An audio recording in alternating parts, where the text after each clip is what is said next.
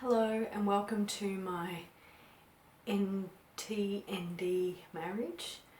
Today I wanted to talk about friendships, and I'm going to break it up into two parts: his friendships and my friendships.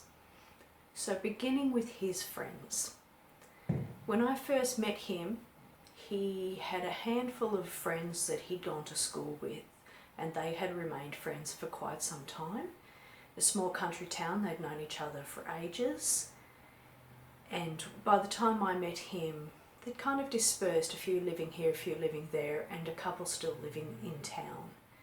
And when I met him, he hardly ever had anything to do with them. He didn't call them up or invite them over or go out with them or anything like this. He was really sort of a big homebody, I'd say. And when he did have occasions that he would talk to them on the phone, he would never talk to them about anything that was going on, specifically, say, within his relationship. And I've mentioned in previous videos how he would say to me that what he was doing was typical and all men do this and stuff like that. And I would say to him, have you talked with your friends about this? And he would say, it's not their business. He would say that what goes on between him and us stays between him and us. In fact, he would get agitated when I would talk to my family and friends about it, because he just felt that it's private and you don't talk about stuff like that, which is ironic because I'm making these videos. When he moved in with me, his friends were far away, so he didn't have that opportunity to be calling them or inviting them over. However, he didn't seem to miss them. He wasn't that kind of person where he would be like, oh, it's a Sunday or a Friday night or something, I wish I could be going out with them or having a barbecue or things like this. He didn't seem to really miss his friends. And I remember finding that unusual to a degree, because the 3 years that I'd spent at his house, I missed my friends so much. It was almost unbearable. So he's at my house and he's coping fine with it. That being said, he had my family and friends who embraced him. One thing I've noticed with reading online forums and watching other videos and things like that is that there are a number of autistic people who they don't have a lot to do with their family. They're really sort of distant, and I don't know if that's because they didn't get along with their family mistreated them, they just don't have that sort of care factor with regards to their family. I'm not sure. But I do notice that a number of them talk about feeling lonely and alienated from their family and things like that. And I think that's kind of sad, because it can lead to loneliness and depression and then ultimately suicide if a person feels that they're so alone and they're so irrelevant in the world. And I always worry about that, say with my husband and my son. I don't want that for them. I don't want that for anyone. I feel that that's a really sort of hard place to be. In saying that, they make so little effort, and by they I mean specifically my husband and even my son, and perhaps even my brother, who is potentially on the spectrum.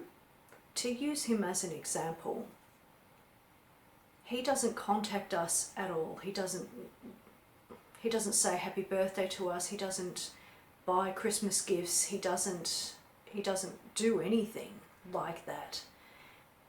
And yet he'll sort of say to family members that it bothers him because nobody contacts him or speaks to him or things like this. And yet he just doesn't instigate. We used to instigate, we used to do a lot with him, but over the years we've gotten a little bit tired of being the ones who always do it and only do it. So there might be a number of autistic people who fall into that category where they're not instigating anything and just expecting others to instigate with them. And if you're autistic and this isn't you and you do instigate, feel free to drop a comment below, because I'd love to hear all about that. From my perspective, however, I've watched my husband with his family and friends, and he will call them a couple times a year and visit. And even with his new, more recent friends, the fire brigade, they're the ones instigating. They're the ones having gatherings and inviting him and things like that. It's not him doing much of the inviting. It's just interesting just to watch it roll, you know. And I'm trying to teach my son to be a little bit more of an instigator, because I don't want this for him. I don't want it to be that he only has friends if they contact him. I want it to be that it's give and take. With my husband now having the more recent friends from the fire brigade, he is starting to talk to them a little bit more about his relationship and things that are going on. He doesn't necessarily talk in depth about it. He doesn't necessarily tell the truth either. He kind of washes it down, which is fair enough, you know. It's just at least decent that he's now talking to people. And what I'm finding is he's getting a better understanding, I think, of how things work. I don't know for sure, but there is a correlation between when he joined the fire brigade and how different he's being within the relationship. He's being more friendly and flirty and hugging, and he's not losing his temper as much, though our recent counsellor is really helping with that. But the point I'm making is that him having people to speak to, I think, really makes a difference. When you get outside of your own little box and you start to gather other people's opinions and ideas and things like that, you start to realise that there are different ways to deal with things, perhaps better ways to handle situations and things like that. So I'm finding that that's working well for him, having people that he can talk to. And there's only maybe a few that he's particularly close to, but that's all that you need. You just need those one or two friends that you can really be open with, really be yourself with, talk about all the nitty-gritties so that you can get advice, give advice, and be part of that kind of learning and growth within the relationship. So I'm finding that's really beneficial, and I'm really thankful that that's happened.